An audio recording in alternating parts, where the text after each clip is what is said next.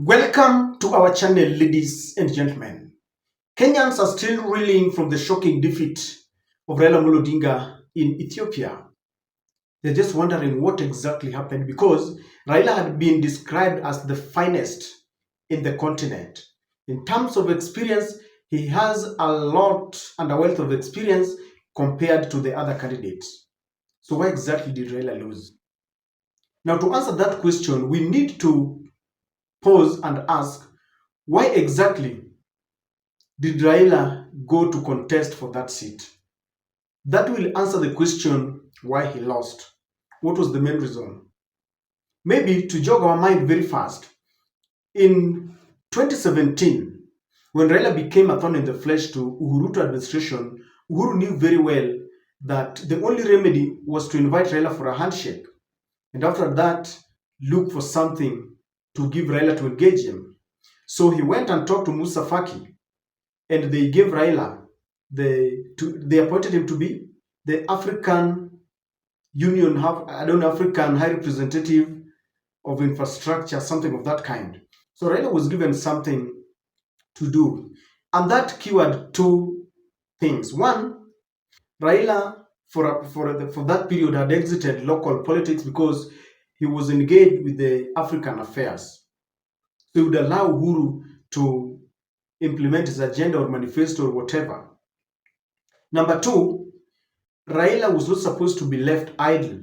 Raila at least got engaged with other things because an idle Raila is a very dangerous Raila. And Uhuru succeeded in that. And he kept Raila busy with promises. I will support you in 2022. So when William Ruto got to power, and Raila had just started where he left, with the demonstrations, Raila was seeking for electoral justice. He was telling Ruto, I want back my victory. And then he was saying, we are fighting for the cost of living. And William Ruto realized that the intensity of the protest was increasing. They were losing revenue. They said they capped it at 2 million shillings per day. He knew very well that he had to follow the footsteps of his predecessor. He called Raila for a ceasefire. He contacted Joe Biden, and Joe Biden sent Chris Coons, and they had to sit down. So they came up with things like NADCO report, and then Raila agreed to stop the demonstrations. They looked around and they knew that Musa Faki was to retire in 1 year or so. Then they told Raila, because you have a wealth of experience, we want you to go for that seat. Before we knew it, this information was given to us by a very respected foreigner, not a Kenyan. Or East Africa. And can we find such a person? I believe, yes, we can. But such a person should not be the candidate of his country. He should be the candidate of the region.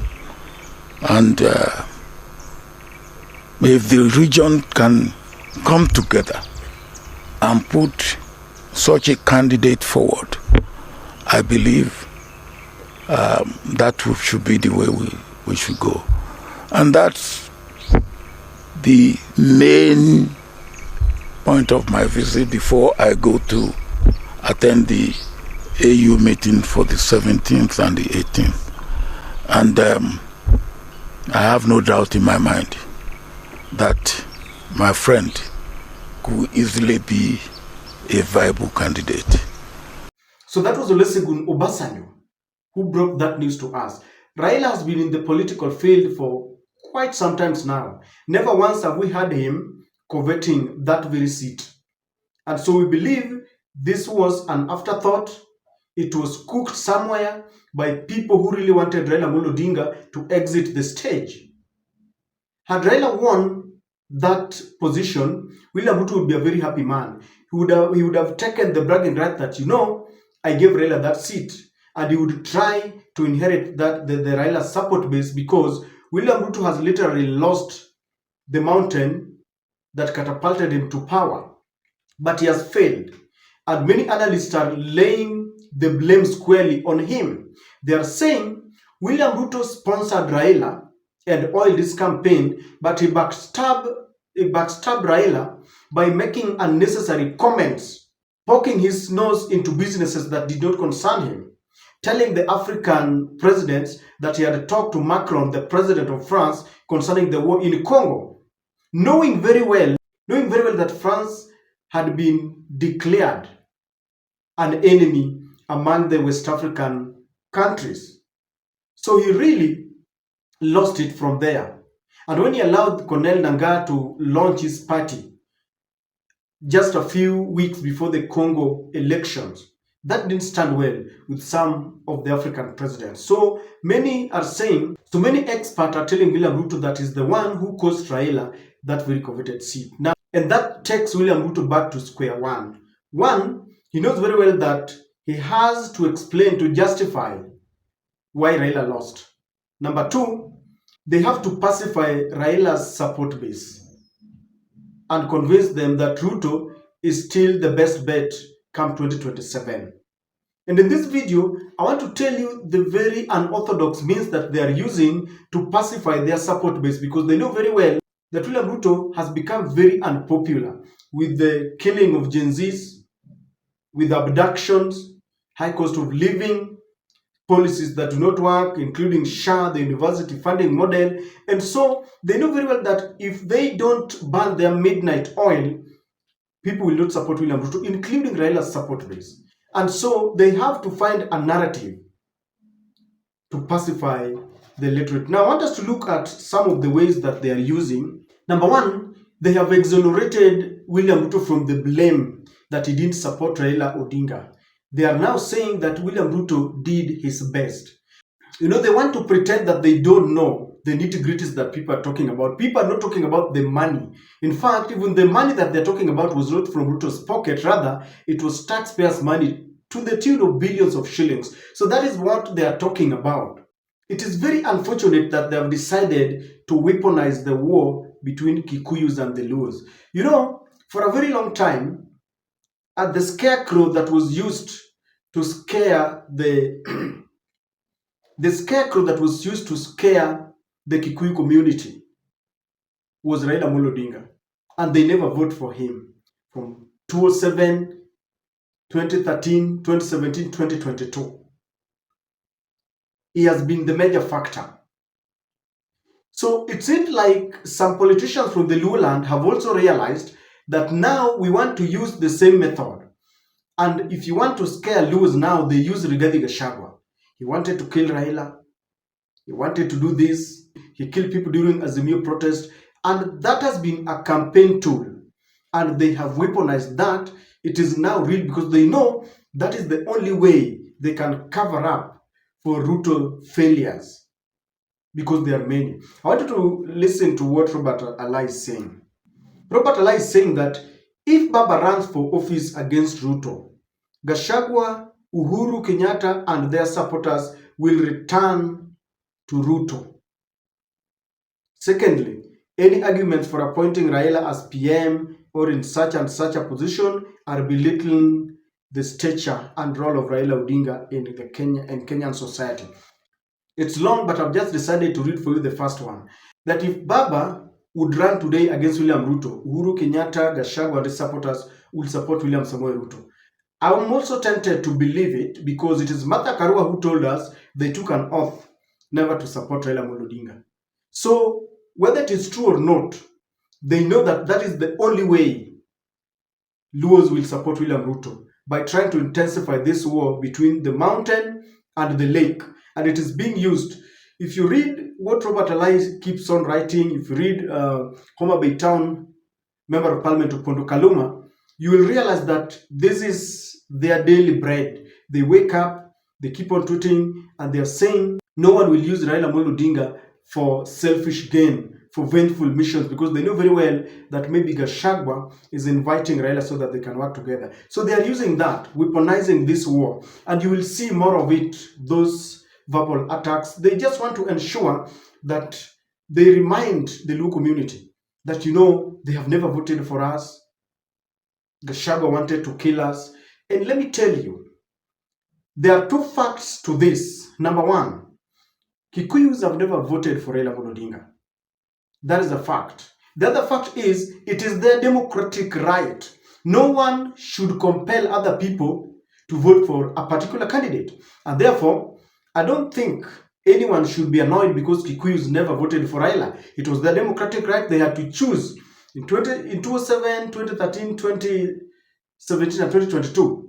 They had their choice. They didn't want to vote for Raila, and that is their democratic right. And so, Luos and Raila supporters should not be vexed.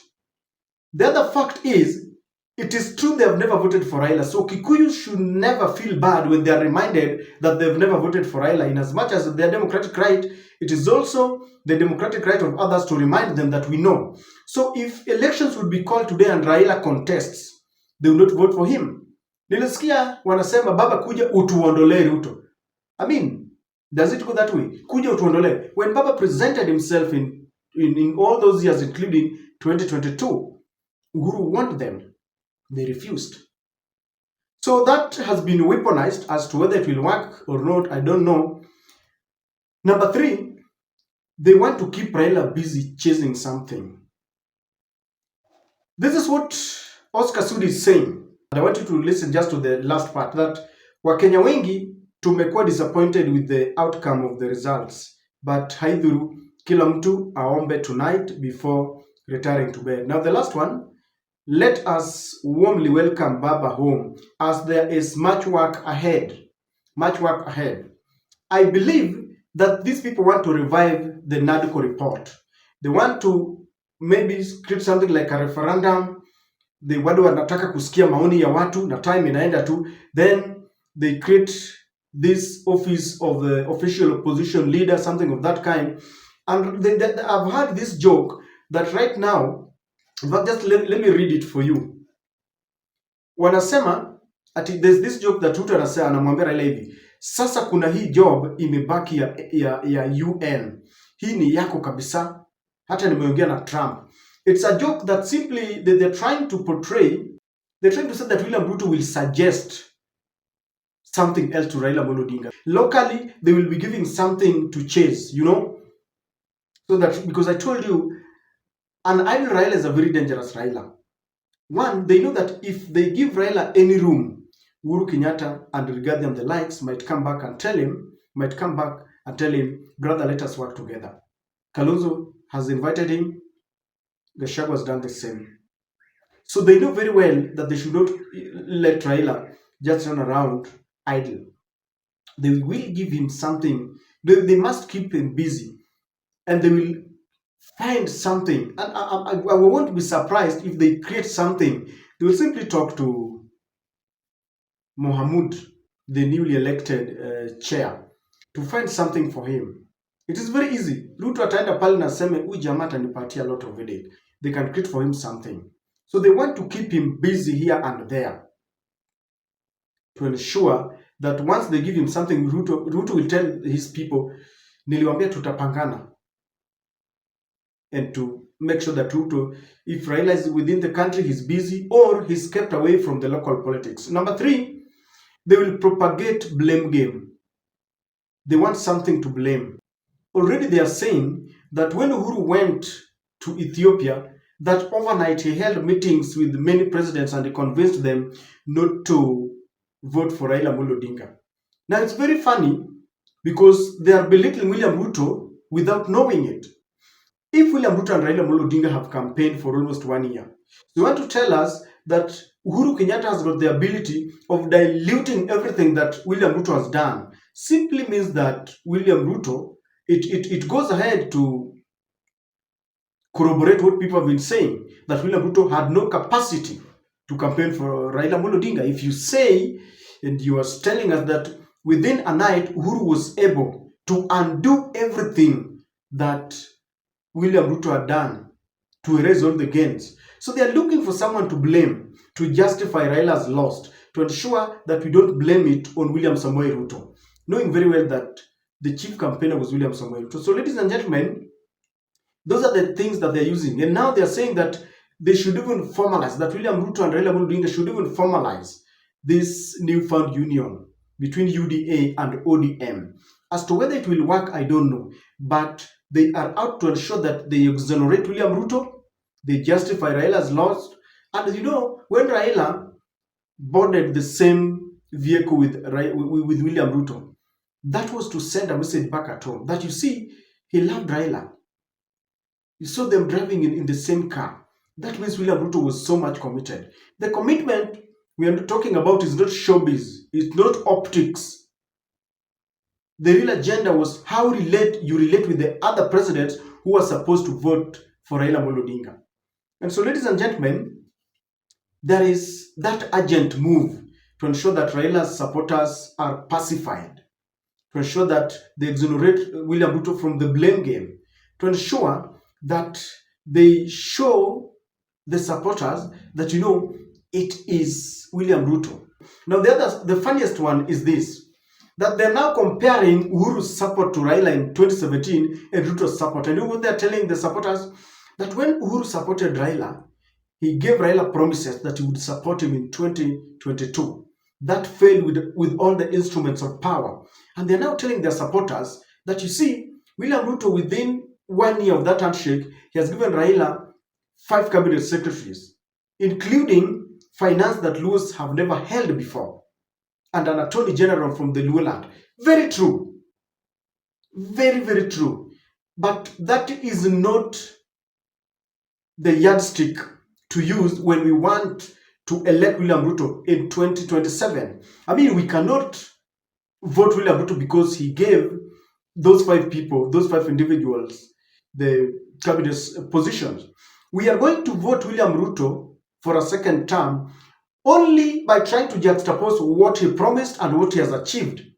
He did promise that he would appoint 5 leaders from ODM. That was not part of the reason. If you ask those people who voted for William Ruto, that was not part of it. But it is true that historically there are presidents or communities that believed that certain positions must be theirs. You've seen this entitlement. Will speak the truth. There are people who really believe that, for example, Luos can never hold a finance docket. Let me put it this way. There was a time a leader in this country told us that holding finance or things to do with finance is not a fish market, referring to Raila Odinga, who comes from the lakeside. And I think during that time, Raila had criticized the sale of Grand Regency Hotel. Back then it was called Grand Regency, squeezing Ilaiko. And he said it's not a fish market, reducing Luos to the bare that the only thing Luos know in terms of economics is to sell fish. So they never believed that a Luo can hold that position. That is very true. But that is not the reason why we should elect William Samoei Ruto. I don't think any sober Luo can elect William Ruto in 2027 because he appointed John Mbadi. In fact, by appointing John Mbadi, we say thank you for honoring Mbadi with that position. At least we've broken that jinx that at least a Luo can hold that position. But Mbadi is a Kenyan, just like any other Kenyan. It is not a favor. You saw something in him that he could help you. I repeat, that is not the main reason why we should elect William Ruto. But then they are reminding their supporters that, you see, William Ruto has done this to the Raila supporter, to the Luo and to ODM, to Raila. And when Uhuru supported Raila, he gave him some promises which he did not achieve. Just like William Ruto promised Raila AUC, but he didn't deliver.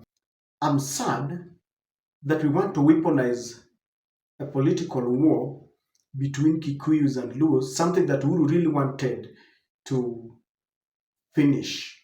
Uhuru really worked hard that the political enmity between these two communities end, but it didn't end. I don't know what you think. Do you think these efforts will help William Ruto and Raila? Let's wait.